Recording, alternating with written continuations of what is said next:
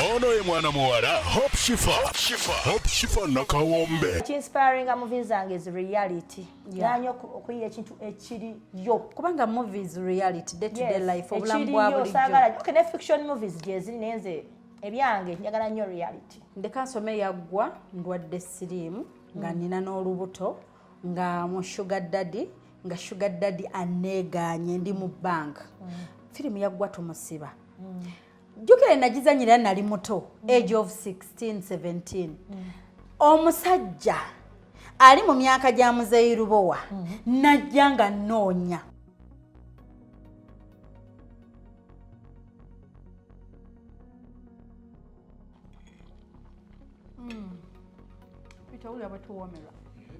Ono ye mwana muwala Hope Shifah nakawombe. So naye nga tetugwamu maanyi twandikozeeyo koneka movie ne balaba movie ne tutandika mpola with a low budget. Ennaku zino at least katu system ekyuseemukko system etereddemukko nze masala laba kirooto kyo kizikirire obeere nga mwasikanga omugwa tugeze n'omwami kuva ddigoberaawo ng'ogamba kale obeere nga wafiirwa ebirala naye nga kino olinako kyotutte mu maaso noga kale kino at least nkiggusizza naye kati kuba kati tewali kyakwekwasa sigamba nti waliwo agenda okugamba tokola kino sikyagala naye kati ogamba kuba nze nkubelievinga mbalina talent I believe in you owandika movie kyembadde nkola nga mpandika movies nenzitunda era omuntu akugamba nti mpandiikira bundi namwako sigabana sigabana Jakira nani ne Allen Kakoza bwe batwe bagikola eno sigabana yagikolobana yagikwa ne Muntekisha oyo munne Jakira Sudi. Okay. Then waliwo endala sigabana still bachagita sigabana bakyusa title bagizekayo sigabana jijjukira ndabika nali ngenda nakuzannyamu I remember. Okay, so twandikozeeyo ko movie tetulina kitulemesa. Nange simanyi mu bufumbo bwendigenda mu baliziŋŋaana twandizikoze nga tebannabaziŋŋaana era sikolimba musajja kyebagala nnyo ba twandikoze ku movie tomanya future husband akyayinza okuŋŋa Shifah with movies tozikola like and nze omanyi Shifah kikyasobola naki kati njagala nnyo abantu bange mbawe Shifah oyo atali wakwogerera babula balabe Shifah kikyasobola okukola and you're one of those people abali bampandiikiddeko ebintu ebirungi ne bimpenzanya so tuli bazannyi tukomawo tukole like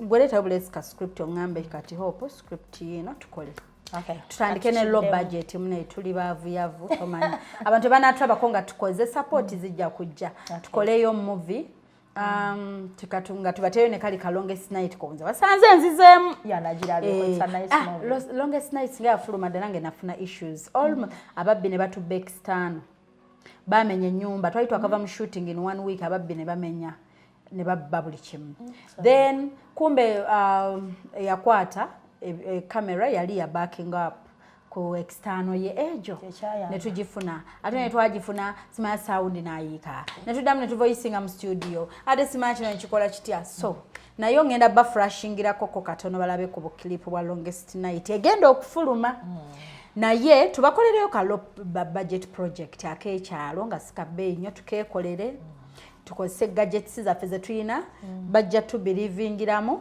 bajja tuwa support tujja kufuna ba sponsor tuddeyo tukole and I'm sure this time around tugenda to getting disappointed mu kirooto kyo tugenda kubanga tukola very soon my fans I'm sorry for resting for all that time nze kati ne comment zitawo bagamba yono Maggie yono nkimanyi the council teri ko market nabijja because of piracy era ababatunza babalimba the council teriyo bintu najitunda I wish je teriyo ya mukatale nabiwumuza ne busabwa mbogo era ababaguza babalimba ababaguza bipapula temubigula mulinde tugenda kuddamu tuzikole ki tuzibawe then ne new project ejja ngenda kudamba akole film kwa abantu bambi bangamba film zali zinyuma twagala bipya bansaba ebipya nebijja after 10 years.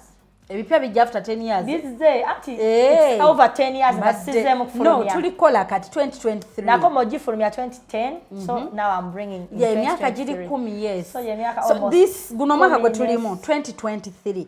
Nze nagogera ne ngamba at least this is my year nze nagamba this is my year. Nengwetuuma. So chovolaba tulikola nnyo omwaka gwakatandika. Muno mwaka guno twandikoledde muddala. Tukoleyo project Maggie. I want people to remember this day. Tukole project. Tujibatereyo bajiraba ate banyumire. I'm sure nze bokwata boti kuwandiika nkumanyi. Tolete ekintu nga kyekyo. Nenga inspiring movies zange is reality. Yanyo okuyiya ekintu ekiri yo. Kubanga movies reality day to day life obulambu bwa bulijjo. Okay, ne fiction movies jezi nenze ebyange njagala nnyo reality. Naye walandika nsoma omukazi omunyangamba yansanga nangamba sinko badde obeera wafe mu kyalo nanigambye waliwo yakuwa story yoyo omuwala.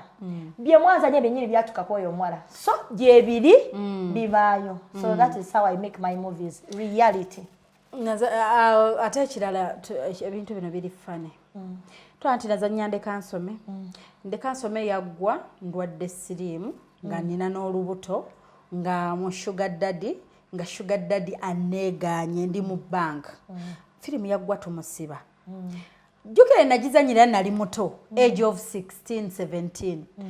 Omusajja ali mu myaka gya muzeirubowa najja nga nnoonya ku buli yanoonya mu bagitanga movie world and video world yali video world muganda wa HK. Nanoonya mu baani mu tawuni yonna nga gamba nnoonya akawala kano Karita. Chokanga betwabizanya nebyanviramu nebizibu era omusajja ajja nnoonya buli ba producer nga bana ojuka batambuzanga movies ku mamotoka ngero oli akuba ekesimu nagamba waliwo omuntu anoonya nze omusajja anoonya buli wamu nga omanyi okuwenja omuntu ne bangamba kati mu town ngenda mu town yawo abo ba video world yekizimbe sikijjukira Zainabu Aziz oloba ngamba bannange waliwo fani wa kunoonya agenda kuwa sente ninya boda ngenda era omusajja bulungi nnyo yampa sente emitwalo 2 ngera mingi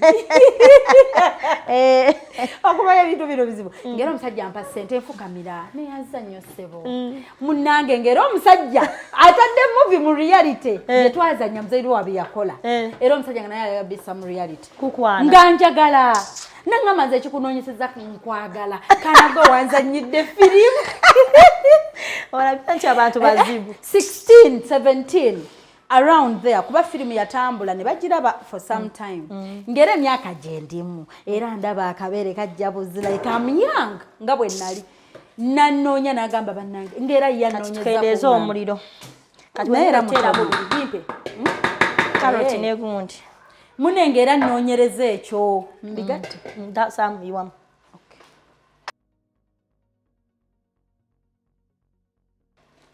then ne carrots nga munnange kyanoonyeza tolaba nga kyewuunyisa mani kabanna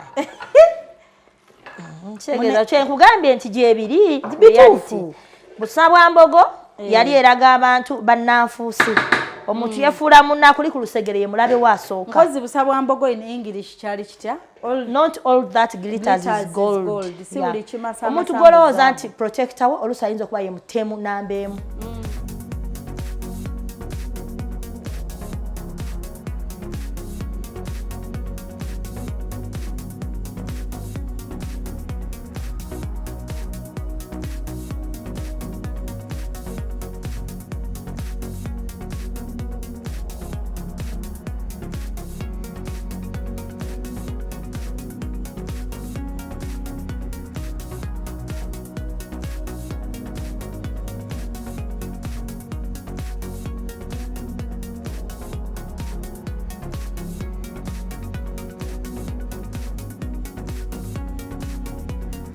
kati era tukolesezza sigiri abantu abasinga bakolesa masigiri waka so olina okumanya bw'otuuka kweno stage ogiramu ddala omuliro kuba tuba twagala bbugumu lyakyo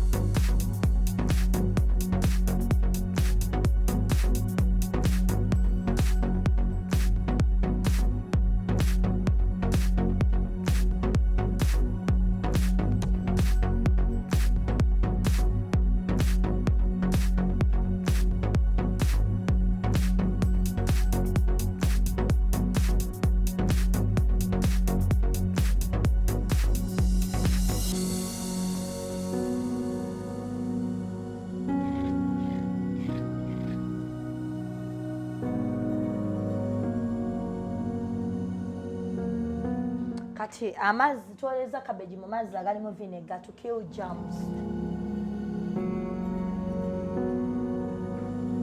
Kati step esembayo mixing mayonnaise with the salad zonna zoyagala. Kati you can add a little table salt. Mubojirina. Mayonnaise is good, but it's not good to eat it every day. Yeah, ogeja. It's a salad dressing, but it is rich in fats.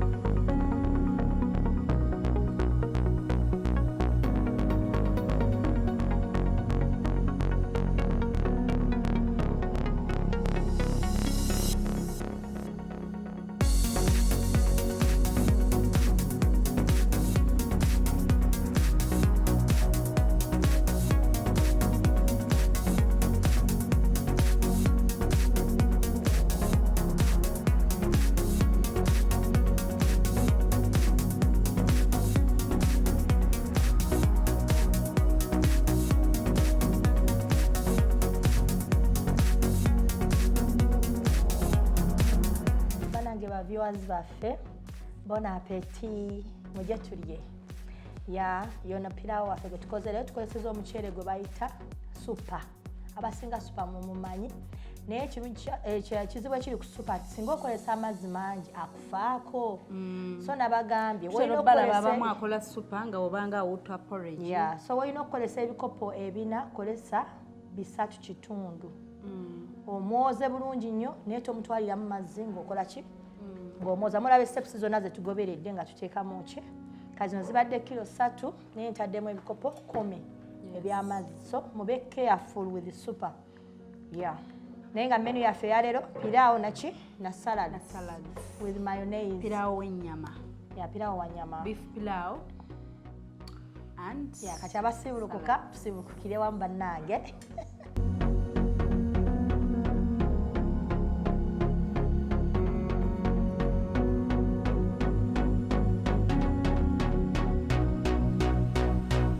Naye bwe njagala nnyo bayita self service nani omukino w'ekimira ky'onoomalawo.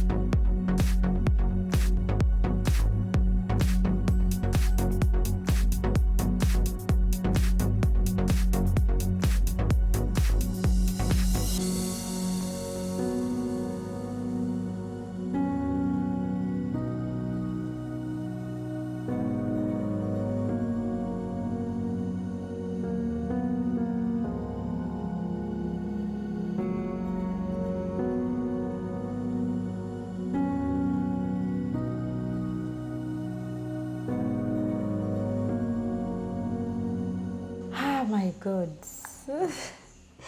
Bani omugenyi bali kufumba. Bwe bali kusharinga mboozi yo n'abalala. Nkimanyi wali omuntu ali eyo afunye ekyokuyiga. Alina kyajjeemu. Banange bale nnyo obudde bw'otuwadde. Bwe bale nnyo kutukyalirako konalinga invite yaffe n'ojja. Byonna tusiimye. Abantu nengera Peter t-shirt tekyamutuuka. Ali nnyo akuse nnyo. Ate nga ewoomye emmere. Tweyanziza naye nga osiibula abantu. Bampeereyo awo obugambo obwinspiringa obwongera obbazzaamu amaanyi ate tubasiibule till next time lunaabateera otuwadde omukisa otukyalirako tujja kusiima okweyongeza kuba otokyali mu bingi bye twetaaga okuyiga n'okuba nga tusharinga. Abantu basanyufu bwe bali kusharinga naffe essanyu lino smile osiibulidde abantu tweyanziza. Musami ayiza okukola piraawo bw'abadde bulijjo alina gwe yeegayirira amuyigirize nga yalema. Si kuzibu. Just passion. Olina okuba nga okyagala.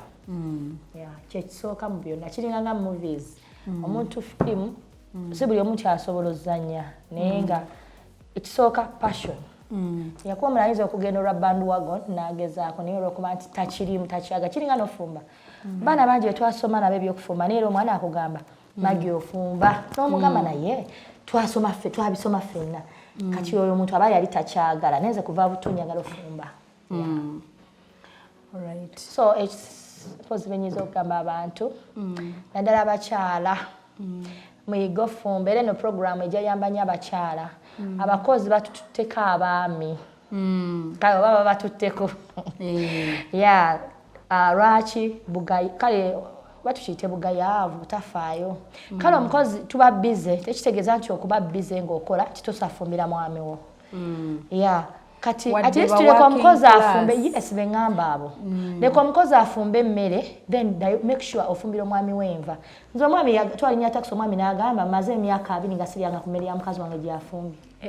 Ndya ya mukozi kitegeeza 20 years. Omanyi ommere eno eyina engeri gy'ereeta okulya emmere okufumba. Essanyu lyabwe liri mu bintu bibiri mmere na kisenge. Kasita omusanyusa awo wabiri oba omumazi. Emmere kikulu nnyo kireeta smile. Emmere ereeta essanyu. Emmere eyina there is something. Olaba twagambye nti yes it's a talk show but tugattemu something. Omuntu twogere awulire emboozi naye nga wali alina kyayiga alina kyanyumirwa. Okufumba kuno nze okufumba kikundira kisinga obwongo. It's therapy somehow to me. Bwe mba bize nga nfumba ekintu ne mba nze no sikiridde naye nga mmanyi kifumbira abantu bagenda kira kirina engeri gye kinzikakkanyaamu ebirowoozo. Naye nga abakyala obugayaavu bungi abakozi batuta amaka ate ne mugamba akaana akajja kawunya yakakawunya naye keefu kamanyi olaba nno omusajja kaaliko. Yes akayonja akagulira deodorant ne kaddawo ne kawunya bulungi. Temunyooma abakozi nti tebalina kye bali abasajja abo gundi yabiyimba ne mbo ekisanyusa abaami kiva wansi kukundi kudda wansi kyekisanyusa abaami so tovuma mukozi olwokuba kawunya nti tekasobola kutwala kajja kutwalako omusajja bambi wono batofuddeyo so tweyigiriza ofumba kale yesu oyinza okuba bambi tobimanyi naye ofuddeyo okuyiga. So hope gwebaza olwasho eno eso egenda kuyamba abantu bangi okuyigamu ekintu. Omuntu ali serious asobola okuyigamu ekintu. So keeping it on nga bawochinga. Naddala abakyala bano ab'omu maka abafumbo balina ebintu byebatuuka ne babiteekinga for granted after all. Nze mukyala bampasa ate kati ebintu ebimu ne babisuula obuvunaanyizibwa ng'obwo okufumba ku mmere omwami wo n'alya ku mmere gy'omujjulidde n'omwetalirako. Omuntu naye n'olabika nga weetalira ku mwami wo omufumbidde emmere n'otuusa emmere nga naawe wagisaavinga oli muyonjo wennyini olinga kyakulya n'emmere gy'osaavinga nga woogifumbidde wayonjo kwegamba. So bannange olwaleero nsaba tubasiibule mbasiibula nga mbagamba mwebale kuba balabi balungi tukyabaweereza tubaagala nnyo mwebale kubaako bambigenda osubscribinge osobole okufuna notifications kubanga ebikyajja bye bingi ate binyuma nnyo. Kati mukwano nyiga akadde oleme kusubwa. Mpozi kyenerabidde abagala oba fumbire tetuwadde namba. Basomere enamba yo. Eriko ne ku WhatsApp eri 0704 35 47 bw'oba tonfunye yita mu Hope Shifah ojja kunfuna.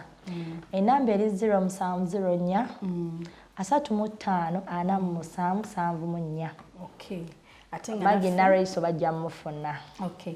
Atenga na n'abayigalo bayigiriza ofuna omukyalo oyinza okumpita mu makaago. Yes. Nga toyagala mwami wamanye nti oba kali secretary wale wako yigiriza. Ompita fisi nene. Nenkuyigiriza ng'ofumba omanyi oyigira nnyo mu ffumbiro lyo. Kimanyi ekyo omuntu ayiga nnyo singa n'omutwala n'omuyigiriza ebbali.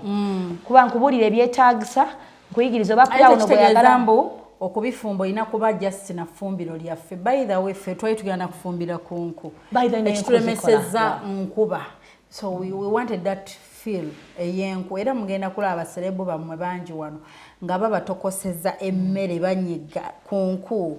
So lwakuba enkuba etulemesezza weather ebadde embi ne tukozesa lino effumbiro lyaffe ddala naye ng'oluddako so omuntu ayinza okugamba sha kati nze besibisobola lwa nsonga siina kino siina kino. Omuntu omufumbi wonna ofumbirawo tekyova ate tukoleseza gasi waali tumuyina amasannyalaze kuuka tugirina naye lwaki tukoleseza amanda. Twagala ekintu nti buli omu asobola okukikozesa. Twagala mwekwase munze ow'amanda mbobeza nti omuceere kendeeza amanda ng'omuceere guweddemu amazzi obikkeko. Omuceere gwo gugenda kujja bulungi naye otabulamuko. Ate abamu balina endowooza mu muceere tebagutabula. Omuceere bagutabula wa ogupimidde amazzi tegusobola kwegota. Olina b'otumirako? Tumira abaana bange benjagala ennyo mu nsi eno. My first priority mu bulamu bwange. Lina Niva Kibuli Secondary School, Niva Nakimuli Seninde bonna beba Lina Nalubwama Seninde ne Niva Nalubwama Seninde, then ntumira ne mutabani wange Robert. I love you so much. Mama wange bazadde bange taata Mwasa, my dad, my lovely dad. You played a good role as a dad. Up to now nga nkuze okyanfaako. Thank you so much. Byeyo. N'omwami wange nkutumidde. Tata w'abaana we bali kuba musajja alabirira abaana. Abasajja basinga tebalina buvunaanyizibwa. Bw'ayawukana n'omukazi nga n'abaana yeefuula nti abaana bakyayi. Abaana musaayi gwo, it's your responsibility. Nga bwe yabalabirira nga ndi naye yasigala abalabirira. I wish you good luck. Mwagaliza birungi byere sina kabike. Ate banaye tekitegeeza nti okwawukana n'omuntu omuwala ne no. Mwami Farouk kuba naye tumutumiddeko. Seninde Farouk tukutumiddeko nnyo. Mujjukira bulungi mumumanyi. Tukwagala nnyo webale nnyo byonna bambi tukusiima si buli omu olaba omusajja oba naye abasinga balina abasajja nga bali nabo naye nga tebafaayo babalumya emitwe tebatekinga responsibility but we appreciate you. Mukama akuddizeewo era akubiseemu nnyo nnyo omusajja mugagga nnyo naye era Mukama akubiseemu. Tweyanziza abalabi baffe abalungi tubaagala nnyo. Bw'oba olina emboozi yo kyewandiyagadde okusharinga naffe yonna kyonna ekikutudde ku mutima tukubire ku namba yaffe eri +2567821051569. Twewe ku magezi twewabule tukakkane. Tubadde tukakkanye wano wendi n'otulo tunzita. Tukuse tusese tunyumiddwa. We've had fun. You know, this is therapy. Wano waka, it's a home away from home. Maggie twali twamutegekedde n'obuliri naye maama obuvunaanyizibwa bumuli bubi tubadde tumugambye munnange okusinziira nti edda with Hope Shifah ate eyingidde ne night you can sleep over. N'agamba no alina obuvunaanyizibwa, she'll come back next time. Mwebale kutulaba tubaagala nnyo. We love you. Nebaza ttiimu ennungi gye nkoze nayo olunaku olwaleero. Nkoze n'owakabi Sami ate naye njamu baleeterako abafumbire. Sami agenda kujja. Waliwo abantu abagala otandika YouTube channels. Asobola okubeera mulungi nnyo. Yayambako abantu nnyo mu YouTube era bangi bayambye. He's good mukyakola. So Sami ajja kujja wano abasomese for those abagala okutandika ba young YouTubers. Ng'olwedde olina channel yo oyagala omanye kusasula etya, what you have to do. asobola obbayamba bingi n'ebyo mugenda omuyigirako nze okimanyi sina YouTube channel okitegeera kati Sami agenda kujja wano akuggulirawo agaba lessons ennungi ogikola otya ofuna otya abasubscribe amateeka ki aga YouTube osasula otya ssente everything so he's good at that nze mweno sho nazze baagaliza era naye nja mumuleeta ababuulire tomanya omuntu yenna alina dream ekola YouTube oba oyagala kutandika oba watandika dda naye ng'olaba tekijja bulungi ngenda mubaleetera but of course ebyaffe birimu okufumba oba natufumbira kyayi oba magi ga boyiro but he has to tetwagala mboozi nkalu etaliiko something mbw'ajja bafumbira kyayi wenjayi no problem tujja muno naye nga tweyanziza tubagala nyo bangi abalala bonna nkyabaleeta bangi so we love you please subscribe till next time take care ate tukoze n'omwami omulala omulungi oli abadde ku kamera lwakuba bannange emmere emususseeko t-shirt tekyamutuuka omwami ayitibwa Peter era nga Peter naye mujja kuba mumulaba era mbamulabyeko era ndowooza naye so abadde ku kamera awo ate era nga ye editor waffe bingi nnyo Andrew abaddewo ku seeti atuyambyeko nnyo tubadde ne Jofeti atuyambyeko nnyo oli abadde asekula galiki yeyo Jofeti era nga driver waffe agenda okuzza n'ewaka alright till next time we love you namba nje bagambye to share with us if you have any comment you have something to say tokifaayo bagwani oba ani shosi abaserebu bokka mwenna nze naawe feel free to contact me on +256 782 10 15 69 bye bye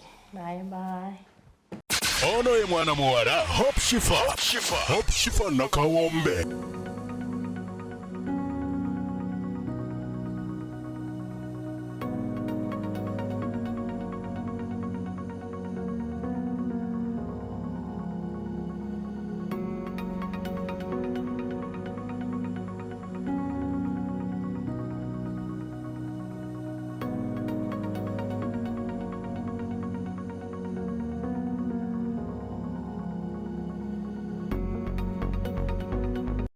ono ye mwana muwala Hope Shifah nakawombe